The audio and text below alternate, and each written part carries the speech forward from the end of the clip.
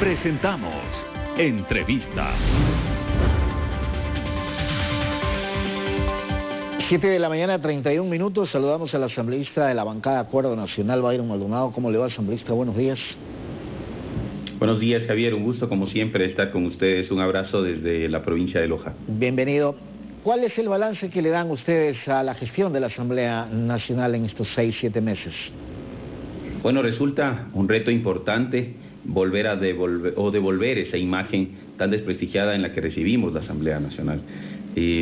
Yo creo que hoy más que nunca existe una diversidad ideológica que permite enriquecer el debate sobre la base del conocimiento, pero no deja de existir esa falta de empatía con el pueblo ecuatoriano, lamentablemente. Y tengo que ser enfático en decir que tenemos aún mucho por hacer. Y voy a evaluar brevemente, hemos aprobado 20 leyes que ya son parte del registro oficial, se ha presentado más de 123 proyectos como tal, se ha recibido más de 10 solicitudes de juicios políticos, de los cuales se ha evacuado 4, censurando a estas 4 personas. Pero yo creo que debe concentrarse la Asamblea Nacional en los temas que realmente le interesan al Ecuador. Hoy por hoy, el trabajo, el tema de la estabilidad en materia laboral, económica, financiera, el devolverle también un poco esa credibilidad que necesitan los ecuatorianos en las instituciones, sobre todo en una tan delicada como es la función legislativa. Entonces, también que no nos tiemble la mano para poder fiscalizar y verificar que los recursos de los ecuatorianos se estén invirtiendo de forma adecuada. Lamentablemente, por las acciones de unos pocos asambleístas, se ve empañada la imagen de toda una Asamblea Nacional. Asamblea que, recibida, como usted dice, con una credibilidad de casi el 3%, y esto es regalándole un poco, siguieron los inconvenientes de algunos otros asambleístas, pocos como usted dice, pero que embarraron la imagen de la función legislativa. Sí, bueno, es un reflejo de lo que sucede en el Ecuador, la Asamblea Nacional. Si bien es cierto, es el núcleo de la democracia en el país, pero tenemos también que ser conscientes que somos los mismos ecuatorianos quienes hemos elegido a nuestros representantes.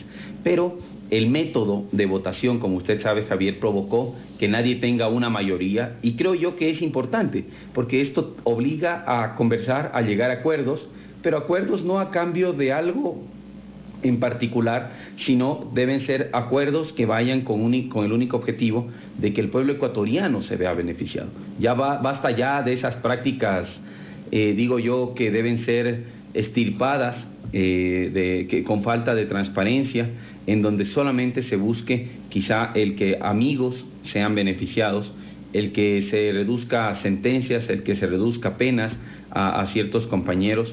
Eso es lo que no queremos permitir. Entonces debemos actuar con transparencia. El pueblo ecuatoriano tiene que tener la seguridad de que existen legisladores y fiscalizadores que están haciendo bien su trabajo y sin horario alguno, y esperemos devolverle esa credibilidad y esa imagen que necesita la Asamblea Nacional.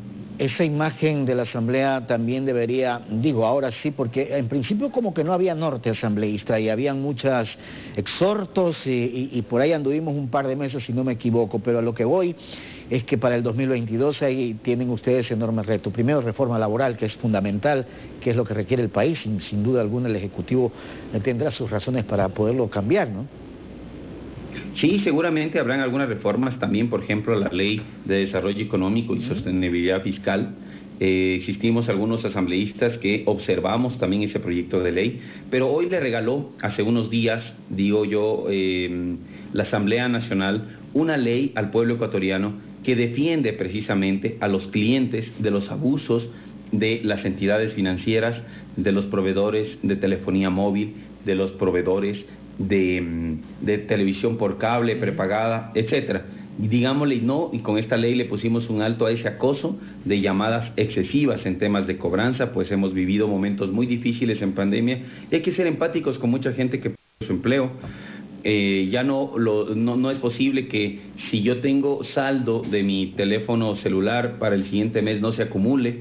No es posible que si yo quiero cambiarme de telefonía prepagada a otro plan de celular tenga que pagar, que si mañana adeudo cierta cantidad de dinero por falta de gestión de cobranza también en cambio, o por falta de notificación, pase a una central de riesgo, Javier, o aparte de eso que si yo no estoy satisfecho con un servicio, no pueda ir al siguiente día y cancelarlo porque tengo una penalidad.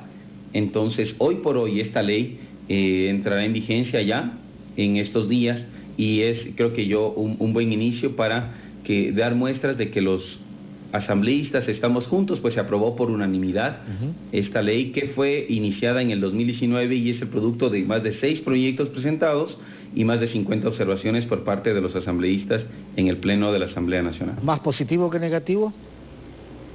Creería que sí, creería que pese a las dificultades y pese a que existan discrepancias dentro de algunos movimientos, pues conocemos que, por ejemplo, Pachacutic están en temas de disputas, hay temas de liderazgo que se están desarrollando, hay temas en donde el líder de la CONAIE le dice a sus asambleístas que van a hacer justicia indígena, pero hay que tener cuidado, hay que también verificar temas de jurisdicción, temas de competencia, no es tan simple, pero hay que ser respetuosos de las decisiones porque no solamente representamos a un movimiento, representamos a toda la población ecuatoriana y no podemos votar como personas, sino debemos votar como representantes de la ciudadanía. Entonces, va a haber un instante en donde tengamos que despojarnos de esa camiseta partidista e ideológica y pensar con un debate netamente técnico. Y la tarea fiscalizadora sin duda que le dio un giro a esa comisión que en su momento se la denominó Comisión de Archivo. Definitivamente tenemos que ser respetuosos de la institucionalidad. Se demostró que no podemos improvisar en temas de comisiones.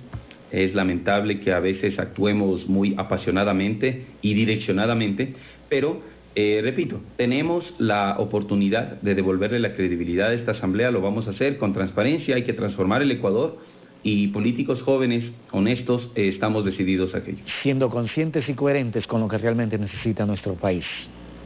Correcto, Javier, y aceptando la crítica constructiva del pueblo ecuatoriano.